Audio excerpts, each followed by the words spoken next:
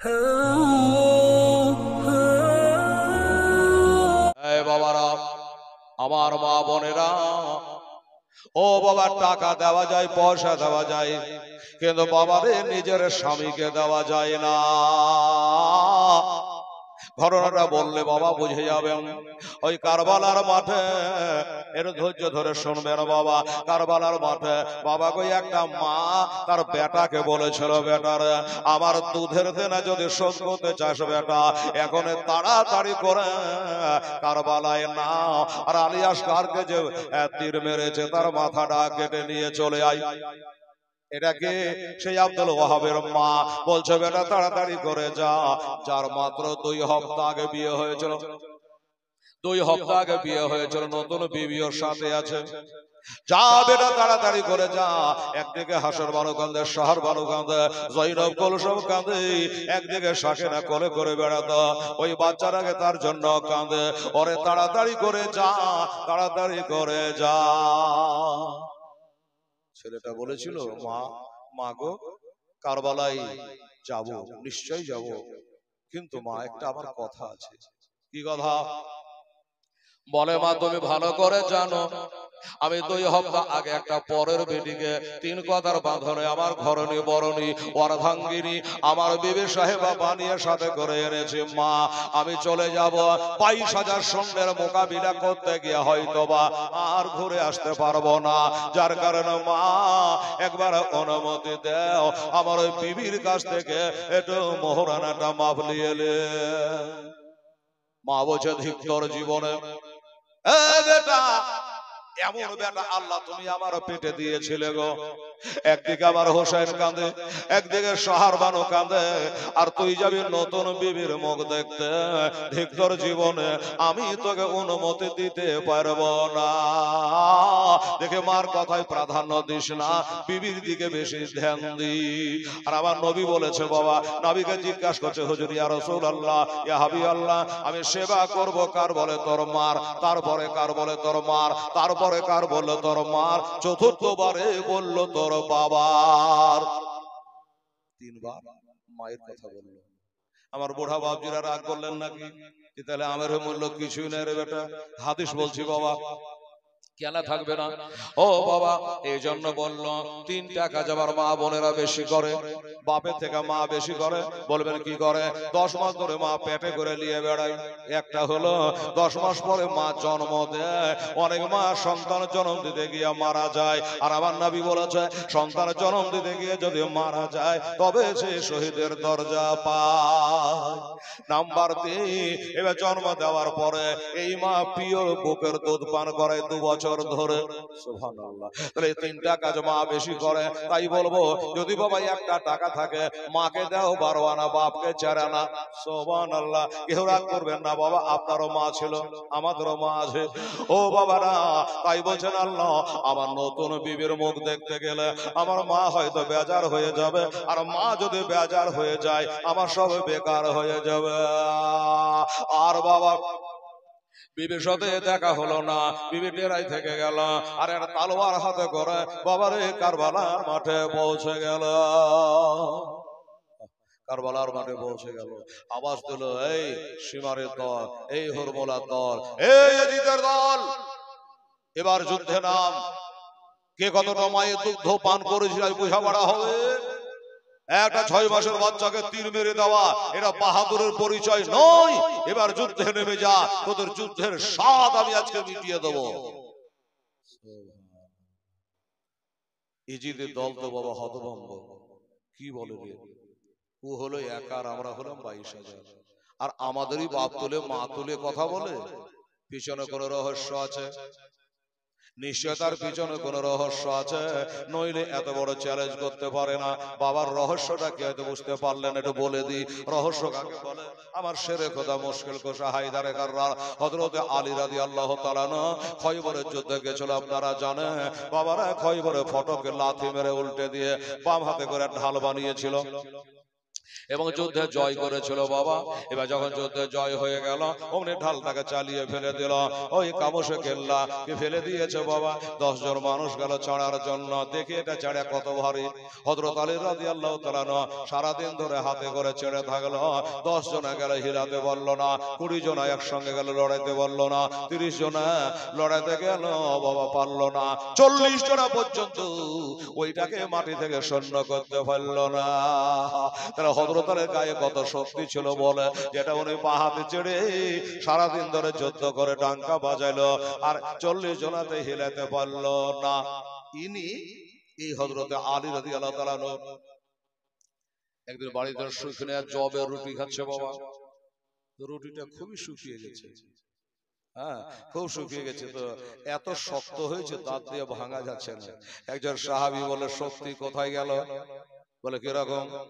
বলে 40 জনাতে চাটতে পারে না, ওইটা আপনি সারাদিন ধরে চেড়ে হাতে ঢাল বানিয়ে যুদ্ধ করেছিলেন, আর সামান্য একটা জবের রুটি ভাঙতে পারছেন না। আলী বলল, শোনো রহস্য আছে। কি রহস্য আছে? বলে, সেদিন খৈবরের বন্দরে আমি যে ঢাল বানিয়েছিলাম 40 জনা চাটতে পারে না, আমি বাঁ হাতে চেড়ে যুদ্ধ করেছিলাম, হাত আমার ছিল আর শক্তি নবী মুস্তাফার ছিল। জোরে বলেন সুবহানাল্লাহ। ওইটাই আমার হাত ছিল, শক্তি নবী মুস্তাফার ছিল। এই জন্য বলছি বাবা, রহস্য আছে।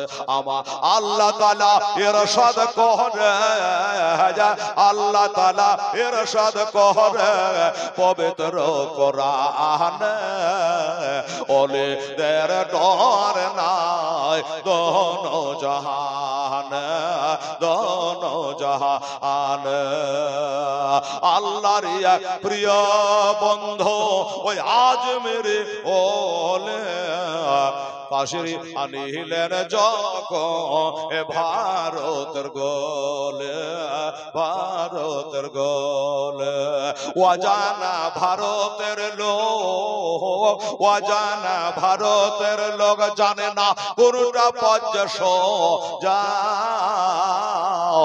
সোজা পথ দেখা এলো আমার আজ মেরে খাজা, আজ মেরে খাজা। এই ভারতের মাঠে রোশন হলো, ভারতের মাঠে রোশন হলো খাজার আগমনে, ওলে দের ডর নাই দোনো জাহান, দোনো জাহান। এই জন্য বললাম ভাই, ভাবছে যে পিছনে কোনো রহস্য আছে, গায়ে বানা কোনো শক্তি আছে, না হলে আমরা 22,000 আর সে একা।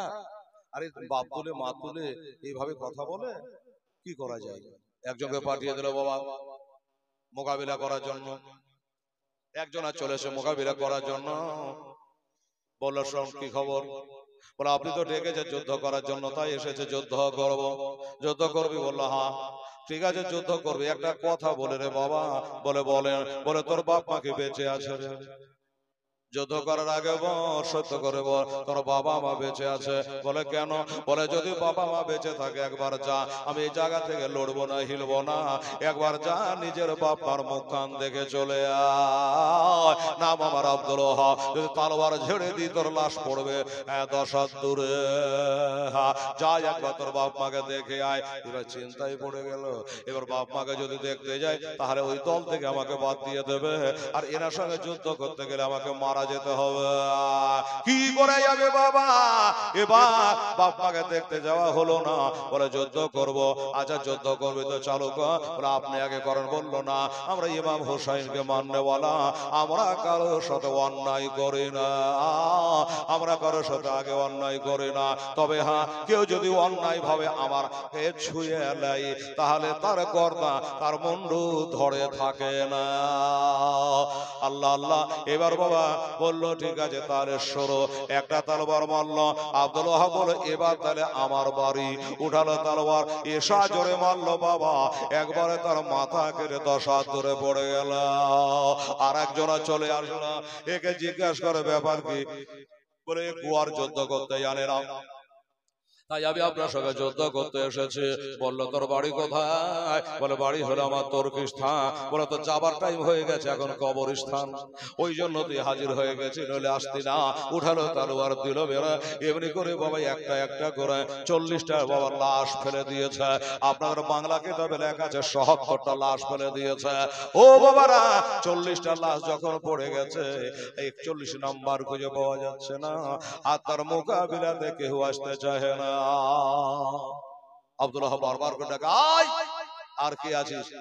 6 মাসের বাচ্চাকে তীর মেরে বাহাদুরি, একটা একটা করে 22,000 কামার করে দেবো আমি, আয়। ভয় কেউ আসে না।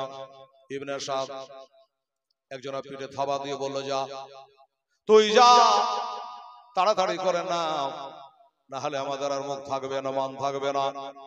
ইজিদের কাছে বেতন পাবো না, ইবনে জিয়াদের কাছে মানুষ সম্মান পাবো না, তুই যা। লোকটা বলে, আমি আমাকে মাফ করেন, আমি যাব না। কেন যাবে? বলে কি করে যাব? যে গেল আর ঘুরে আসলো না, তার মানে আমি গেলেও আমি ঘুরে আসবো না। যাবি না? বললো না। আর একজনকে বলে, তুই নাম? বলে আমি। শুনলেন একটা কথা, আমাকে যাওয়ার জন্য বলবেন না, দরকার হলে এই মাসের বেতন দিয়েন না, তাও ভালো, দরকার হলে নামটা আমার লাল কালি টেনে দেন, চাকরি করব না, কিন্তু ওই ব্যক্তির সাথে আমি লড়াই করব না। এই করে বাবা তারা বাবা কেউ আসতে চাইছে না। যখন কেউ আসতে চাইলো না, আব্দুল ওয়াহাব বলে, সময় নষ্ট করে লাভ না, এরা তোরা কে আসবে, তোরা তাড়াতাড়ি আগে তৈরি হ, এই সুযোগে একবার মাকে দেখে চলে আসি। আমার বাবা দুনিয়াতে বেঁচে নাই গো আল্লাহ, আমার বুড়ি মা বেঁচে আছে, একবার মাকে দেখে চলে আসি। মাকে দেখে চলে আসে, দৌড়তে দৌড়তে বাবা চলে আসলো বাবা ঘোড়ায় চড়ে মায়ের কাছে। মা, এদিকে মা আল্লাহর কাছে 2 হাত ধরে দোয়া করে, আল্লাহ রব্বুল আলামিন, আমার বেটাকে আমি কারবালায় পাঠিয়েছি, আল্লাহ আমার বেটা যেন শহীদ হয়ে যায়, আমি যেন শহীদের মা হতে পারি। হঠাৎ করে আব্দুল ওয়াহাব এসে মা বলে বাবা ডাক দিয়ে দিয়েছে। আর যেমন ডাক দেওয়া ধ্যান ভঙ্গ হয়ে গেল, তাকিয়ে দেখছে বেটারে, আল্লাহ কি আমার দোয়াটা শুনবে না? আল্লাহ কি আমার দোয়াটা কবুল করলো না? কেন গো মা? আমি বলেছিলাম বেটা যেন শহীদ হয়ে যায়, আমি যেন শহীদের মা হতে পাই, কিন্তু বেটা তুই কেন পিঠ দেখিয়ে চলে আসলি রে? কেন পালিয়ে আসলি রে বেটা? বলে মা আমি পালিয়ে আসিনি, একবার তাকিয়ে দেখো ঢেরি লাগিয়ে দিয়েছি মা, 40টা লাশ ফেলে দিয়েছি মা, তোমার বেটার সাথে মোকাবিলায় আর কেউ আসতে চাইছে না, তাই তোমাকে একবার দেখতে এলাম গো মা। মা বলে বেটা আমাকে দেখা হলো রে, পাশে দেরাতে আমার হোসাইন আছে রে, একবার যা, আমার নবী বলেছেন হোসাইন মিন্নি ওয়ানা মিলাল হোসাইন, আমি যার হোসেন তার, হোসেন যার আমি তার, আমি হইতে হোসেন, হোসেন হইতে আমি। আমার হোসাইনকে একবার দেখে যা, হোসাইনকে দেখলে আলীকে দেখা হয়, আলীকে দেখলে নবীকে দেখা হয়, আর নবীকে দেখলে খোদাকে দেখা হয়। আরে নবী বলেছে আমার রানী ফাকাত রালহা, মোহাম্মদ তো খোদা নেই বলকে খোদা সে ও জোদা নেই। যেখান করে লা ইলাহা ইল্লাল্লাহ ওইখানে পাবেন মোহাম্মদ রাসূলুল্লাহ, যেখানে পাবেন বাবা আতিউল্লাহ ওইখানে পাবেন আতিউর রাসূল। ও বাবারা, আজান দিতে গেলে 2 বার বলে আশহাদু আল্লা ইলাহা ইল্লাল্লাহ, আর 2 বার বলে নবী মুস্তাফা আশহাদু আন্না মুহাম্মাদার রাসূলুল্লাহ।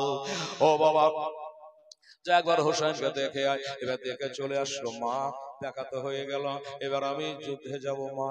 মা গো, তবে একটা কথা মা। কি কথা বলবে এটা? বলে মা আমাদের 2 হপ্তাহ আগে বিয়ে হয়েছিল, ওই বিবিটার সাথে একবার দেখা করতে চাই মা, কেননা এবার গেলে আমি আর ফিরবো না, এবার আমি গেলে আর ঘুরবো না। বলে বেটা তুই গায়েবী খবর কি করে জানলি যে তুই ঘুরবি না? বলে মা ওই দেখো 40টা লাশ ফেলে দিয়েছি মা, কারো বাবা, কারো ভাই, কারো দাদা, ওরা এবার তৈরি হয়ে গেছে বাপের বদলা স্বরূপ আমাকে ছাড়বে না, যাও মাত্র তারা কতল করে দেবে। এই জন্য বলি মা, জীবনের শেষ চাওয়া শেষ পাওয়া একবার বিবির সঙ্গে দেখা করতে চাই। ছোট করে বলি, মা বললো ঠিক আছে বাবা যা, তবে জানে ঘোড়া থেকে নামবি না। আলহামদুলিল্লাহ, যা বেটা ঘোড়া থেকে নামবি না, ওই ঘোড়া থেকে একবার বিবিকে দেখে নিবি। বেড়া দাঁড়ান ইসলাম সব এনে গেল। এবার গেল বিবিকে ডাক দিল, বিবি রে, আমার মায়েরা দে, দিনের মহব্বতে হোসাইনের মহব্বতে আমি এখন যুদ্ধের ময়দানে যাচ্ছি, তাই আমাকে মোহরানাটা মাপ দিয়ে দাও। বলো হুজুর আপনাকে মোহরান আমি মাপ দেবো, তবে এখন না, এখন মাপ দেব না, আমার একটা শর্ত আছে হুজুর। কি শর্ত? বলে আপনি শহীদ হইয়া জান্নাতে যাবেন।